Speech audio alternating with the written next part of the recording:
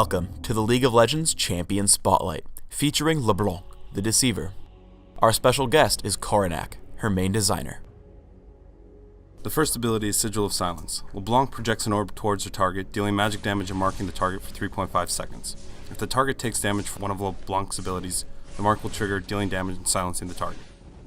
The second ability is Distortion. LeBlanc rapidly moves to a target location, dealing magic damage to nearby units. In the following 3 seconds, she can activate Distortion again to return to her starting location.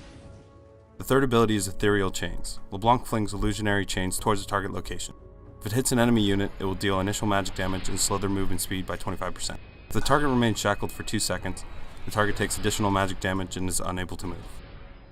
Her ultimate is Mimic. LeBlanc can cast the previous spell she cast. The Mimic spell deals significantly increased damage and is on a 30-second cooldown. Properly choosing which spell to mimic will separate the great LeBlancs from the good. Her passive is Mirror Image. When LeBlanc is brought below 40% health, she instantly becomes stealth for half a second. When the stealth fades, she creates a mirror image that deals no damage and lasts for up to 8 seconds. Mirror Image is only about deception and not damage like Hallucinate. It is intended to fit thematically while not disrupting your combat rhythm. LeBlanc has changed quite a bit in her development. Cognizant that we were releasing 3 AP casters in a row, we wanted them to serve significantly different roles from one another. Initially, we experimented with a tank concept for the character, but ultimately that felt more fitting for Swain, as we wanted LeBlanc to be a high energy and high skill cap character. The second kit for LeBlanc focused around movement and distance manipulation. It was at this point we decided Distortion provided very powerful gameplay and that Mimic was created. Once we had those 2 abilities we really liked, we created Sigil of Silence and Ethereal Chains with 2 goals in mind. Create compelling choices to mimic, and make sure both of the spells made the use of Distortion more predictable to fight against, and give LeBlanc strong incentive to not just save Distortion to escape. I take standard caster runes, magic penetration, mana regeneration per level, flat cooldown reduction, and flat health.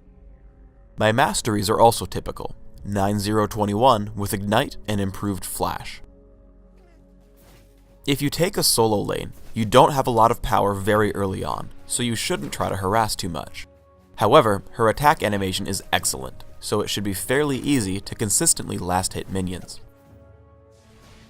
Start aggression at level 5, cast Sigil of Silence and then Distortion to trigger the mark, immediately casting Ethereal Chains and ignite. Once you've nurtured the root, Sigil of Silence will be available to finish off your target. Maxing Sigil of Silence gives you the best guaranteed damage output. I harass Misfortune by jumping into range with Distortion and an immediate Sigil Mimic combo. When Mimic cools, it allows me an easy kill. If you hurry, you'll have time to reactivate Distortion to retreat. Always consider what use of Mimic is best. While Sigil of Silence deals more damage, I mimic Ethereal Chains because the extra root allows Rammus to catch up and get an assist. If you don't burst your target down immediately, you'll be left without an escape.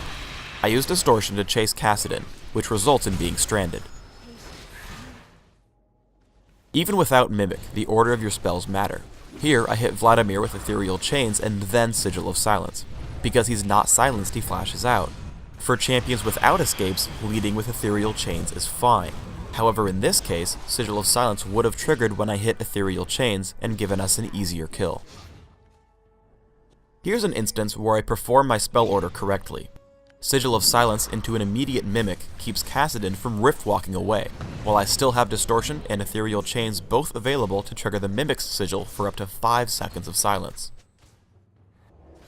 When fighting a champion with no escapes like Garen, you want to reserve Mimic for Ethereal Chains. I Distortion into range for Chains, and after his silence, toss another one on via Mimic. Seeing Misfortune stunned by Scion, I save Ethereal Chains and just kill her with Sigil of Silence and Distortion. Since all of LeBlanc's abilities have such different uses, you need to be aware of how the battle will unfold, as now I have Ethereal Chains available for Scion. I max Sigil of Silence right away, followed by 1 point in Distortion, and maxing Ethereal Chains by level 13.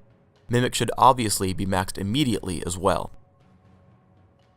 I take 2 Doran's Rings and Sorcerer's Shoes early on, because most of her dominance is through the early and mid game.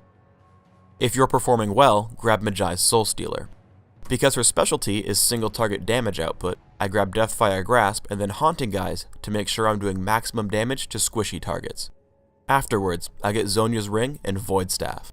Other great items to choose from are Rod of Ages, Riley's Crystal Scepter, and Archangel's Staff.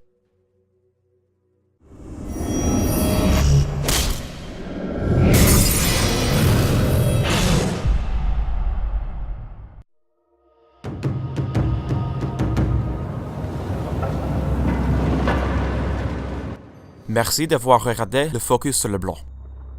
If you can play her correctly, you'll get great results. Trust me.